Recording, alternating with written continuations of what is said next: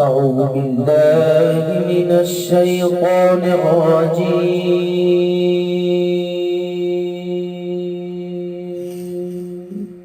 بسم الله الرحمن الرحيم.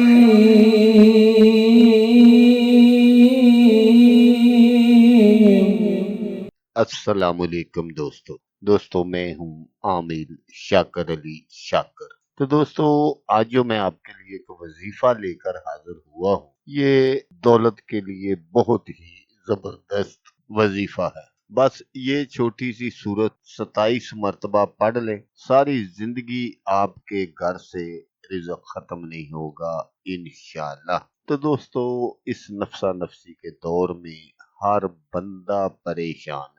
ہر انسان کی خواہش ہوتی ہے کہ اس کے پاس اچھا گھر ہو، گاڑی ہو، بچے اچھے اسکول میں پڑھتے ہوں، لیکن غربت کی وجہ سے یہ سب کچھ نہیں ہوتا۔ آج جو وظیفہ میں آپ کو بتاؤں گا، یہ تنگ دستی کو دور کرنے کے لیے بہت ہی خاص وظیفہ ہے۔ تو وظیفہ آپ غور سے سن لیجئے گا تاکہ آپ کی جو محنت ہے وہ ضائع نہ ہو۔ تو اس وظیفے میں آپ کو نماز کی پابندی جو ہے وہ ضرور کرنی پڑے۔ آپ نے کیا کرنا ہے کہ آپ نے ہر نماز کے بعد اپنی جگہ سے اٹھنا نہیں ہے، اور سب سے پہلے آپ نے 11 مرتبہ درود پاک پڑھنا ہے، درود ابراہیمی جو ہم نماز میں پڑھتے ہیں۔ اس کے بعد آپ نے 27 مرتبہ سورت کوثر پڑھنی ہے، اور جب آپ 27 مرتبہ سورت کوثر پڑھ لیں تو پھر آپ نے 11 مرتبہ درود پاک پڑھنا ہے،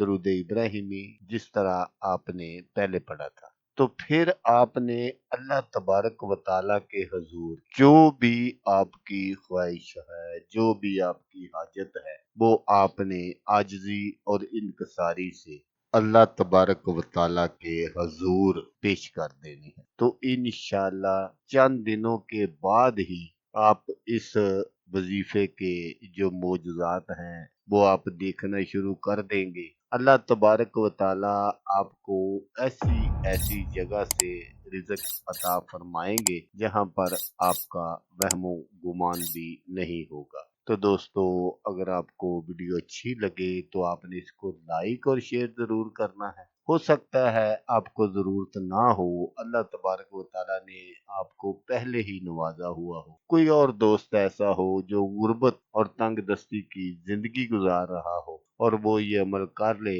تو اس کا بھلا ہو جائے گا، اور وہ دعائیں دے گا آپ کو بھی اور مجھے بھی۔ تو دوستو جیسا کہ میں آپ کو ہر ویڈیو میں کہتا ہوں، اس بار بھی کہوں گا کہ آپ نے اس ویڈیو کو دیکھا، اس کے لیے آپ کا شکریہ۔ دعاؤں میں یاد رکھیے گا۔ اللہ حافظ، اللہ حامی و ناصر۔